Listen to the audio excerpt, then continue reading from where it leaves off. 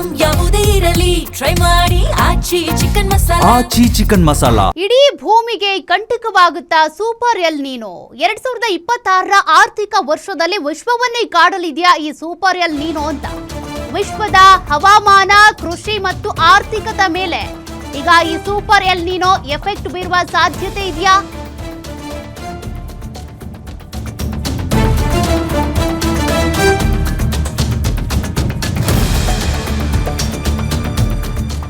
ಭಾರತಕ್ಕೂ ಇನ್ನಿಲ್ಲದಂತೆ ಕಾಡಲಿದೆಯಂತೆ super L ನೀನೋ ಪರಿಣಾಮ. ಭಾರತದಲ್ಲಿ ಭಾರಿ ಮುಂಗಾರು ಮಳೆಯನ್ನೇ ದುರ್ಬಲ ಮಾಡಲಿದೆ ಈ ಎಲ್ ನೀನೋ. ಭಾರತದಲ್ಲಿ ಈ ವರ್ಷ ಮುಂಗಾರು ಮಳೆಯ ಪ್ರಮಾಣ 92% ಕುಸಿತ ಆಗಲಿದೆಯಂತೆ. ದೇಶಾದ್ಯಂತ ಸರಾಸರಿ 800 ಮಿಲಿಮೀಟರ್ ಮಳೆಯ ಕೊರತೆ ಎದುರಾಗಬಹುದು ಅಂತ ಅಂದಾಜಿಸಲಾಗಿದೆ. ಈ ಬಾರಿ ದೇಶದಲ್ಲಿ 35% ಮಾನ್ಸೂನ್ ಮಳೆ ಕೊರತೆಯ ಭೀತಿ ಕೂಡ ಇದೆ.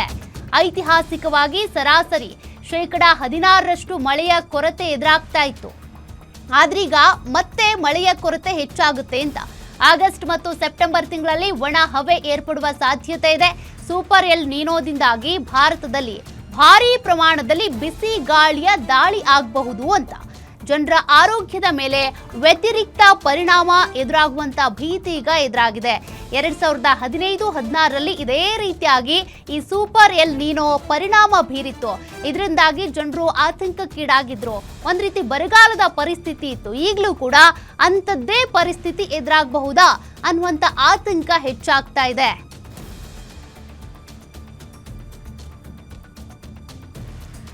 ವಿಶ್ವದ ಹವಾಮಾನ, ಆರ್ಥಿಕತೆಯ ಮೇಲೆ ಈ ಸೂಪರ್ ಎಲ್ ನೀನೋ ಯಾವ ರೀತಿ ಎಫೆಕ್ಟ್ ಬೀರಬಹುದು ಹಾಗಾದ್ರೆ ಅಂತ ನೋಡಿ. ಈಗಾಗಲೇ ಅನೇಕ ಕಡೆ ಕುಡಿಯೋ ನೀರಿಗಾಗಿಯೂ ಕೂಡ ಹಾಹಾಕಾರ ಸೃಷ್ಟಿಯಾಗಿದೆ.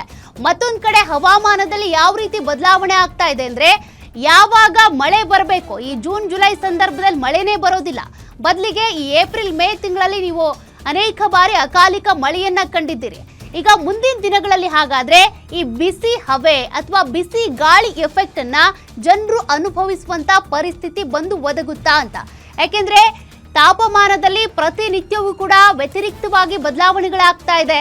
ಒಂದ್ಸಲ ಬಿಸಿಲು, ಮತ್ತೊಂದ್ಸಲ ಮಳೆ.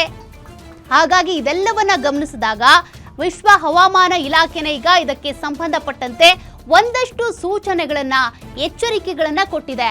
ಹಾಗಾಗಿ ಮುಂಬರುವಂತಹ ದಿನಗಳಲ್ಲಿ ಈ ಮುಂಗಾರು ಮಳೆಯ ಕೊರತೆ ಆಗುತ್ತೆ ಅಂತ. ಜೊತೆಗೆ ಮಳೆ ಆದ್ರೂ ಕೂಡ ನಮಗ್ ಬೇಕಾದಂತ ಪ್ರಮಾಣದಲ್ಲಿ ಮಳೆ ಬೀಳೋದಿಲ್ಲ. ಇಷ್ಟೆಲ್ಲ ಒಂದಷ್ಟು ಎಚ್ಚರಿಕೆಗಳನ್ನ ಕೊಡಲಾಗಿದೆ. ಹಾಗಾದ್ರೆ ಮುಂದಿನ ದಿನಗಳಲ್ಲಿ ಬರಗಾಲ ಬಂದು ಒಕ್ಕರಿಸಿ ಬಿಡುತ್ತಾ?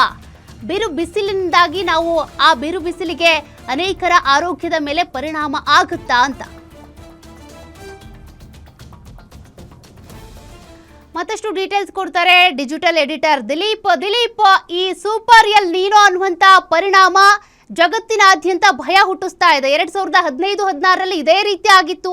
ಅದೇ ಪರಿಸ್ಥಿತಿ ಮತ್ತೆ ಬಂದು ಒದಗುತ್ತಾ ಅಂತ. ಸೌಖ್ಯ, ಏನೊಂದು ಪೆಸಿಫಿಕ್ ಮಹಾಸಾಗರದಲ್ಲಿ ಉಂಟಾಗಿರುವಂತಹ ಒಂದು ಹವಾಮಾನ ವೈಪರೀತ್ಯದಿಂದಾಗಿ ಒಂದು ಸೂಪರ್ ಎಲ್ ನೀನೋ ಸೃಷ್ಟಿಯಾಗಿರುವಂಥದ್ದು.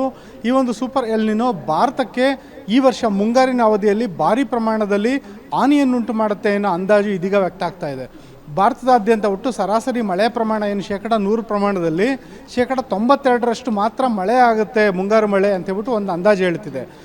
ಈ ಬಾರಿ ಮುಂಗಾರೇನೋ 10 ದಿನ ಮೊದಲೇ ಕರಾವಳಿ ತೀರಕ್ಕೆ ಎಂಟ್ರಿ ಕೊಡ್ತಾ ಇದೆ. ಕೇರಳ ಕರಾವಳಿಗೆ ಮೇ 26ರ ಒಂದು ಸಮೀಪದಲ್ಲಿ ಕೇರಳ ಕರಾವಳಿಗೆ ಒಂದು ಮುಂಗಾರು ಅಪ್ಪಳಿಸುತ್ತೆ. ಅಂದರೆ ನಿಗದಿತವಾಗಿ ಏನೊಂದು ಜೂನ್ 10ನೇ ತಾರೀಕಿನ ನಂತರ ಏನು ಮುಂಗಾರು ಬರ್ತಿತ್ತು, ಈ ಬಾರಿ 10 ದಿನ ಮೊದಲೇ ಕರಾವಳಿಯನ್ನು ಮುಂಗಾರು ಪ್ರವೇಶ ಮಾಡ್ತಿದೆ. ಆದರೆ ಈ ಮುಂಗಾರು ಅತ್ಯಂತ ಬೇಗಾಗಿ ಕರಾವಳಿಯನ್ನು ಪ್ರವೇಶಿಸ್ತಾ ಇದ್ದರೂ ಕೂಡ ಈ ಬಾರಿಯ ಮುಂಗಾರು ಅತ್ಯಂತ ದುರ್ಬಲ ಆಗಿರುತ್ತೆ ಅನ್ನೋ ಮಾಹಿತಿ ಕೇಳಿಬರ್ತಾ ಇದೆ. ಒಟ್ಟಾರೆ ದೇಶಾದ್ಯಂತ 35% ಮಳೆಯ ಕೊರತೆ ಎದುರಾಗುತ್ತೆ ಅನ್ನೋ ಮಾಹಿತಿ ಸಿಗ್ತಾ ಇದೆ. ಈ ಒಂದು ಅಂದಾಜನ್ನು ಲೆಕ್ಕ ಹಾಕ್ತಾ ನೋಡಿದ್ರೆ ದೇಶದಲ್ಲಿ ಹಲವು ರಾಜ್ಯಗಳು ಬರಕ್ಕೆ ತುತ್ತಾಗುವಂಥ ಸಾಧ್ಯತೆಗಳಿವೆ. ದಕ್ಷಿಣ ಭಾರತದಲ್ಲಿ ಕೆಲವು ಜಿಲ್ಲೆಗಳು ಏನೊಂದು ಬರಕ್ಕೆ ತುತ್ತಾಗುವಂಥ ಸಾಧ್ಯತೆ ಇದ್ದರೆ, ಅತಿ ಹೆಚ್ಚು ಪರಿಣಾಮ ಬೀರೋದು ಉತ್ತರ ಭಾರತದ ರಾಜ್ಯಗಳಲ್ಲಿ. ಅದರಲ್ಲೂ ರಾಜಸ್ಥಾನ, ಮಹಾರಾಷ್ಟ್ರ, ಜೊತೆಗೆ ಮಧ್ಯಪ್ರದೇಶ ಹಾಗೂ ಉತ್ತರ ಪ್ರದೇಶದ ಕೆಲವು ಪ್ರಾಂತ್ಯಗಳಲ್ಲಿ ಭಾರಿ ಪ್ರಮಾಣದಲ್ಲಿ ಬರ ಎದುರಾಗುವಂಥ ಸಾಧ್ಯತೆಗಳಿದೆ ಎನ್ನುವುದು ಒಂದು ಅಂದಾಜಿದೆ.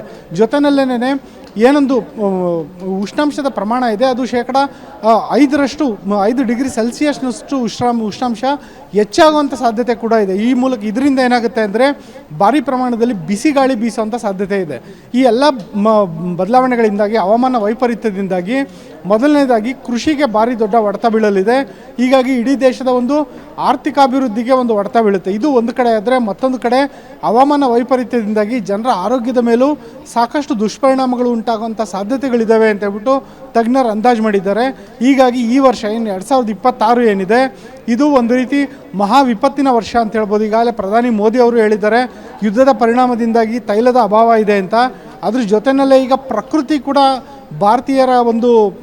ಭಾರತೀಯರಿಗೆ ಸಂಕಷ್ಟವನ್ನು ತಂದೊಡ್ತಾ ಇದೆ ಅಂತ ಹೇಳ್ಬೋದು. ಸೌಖ್ಯ.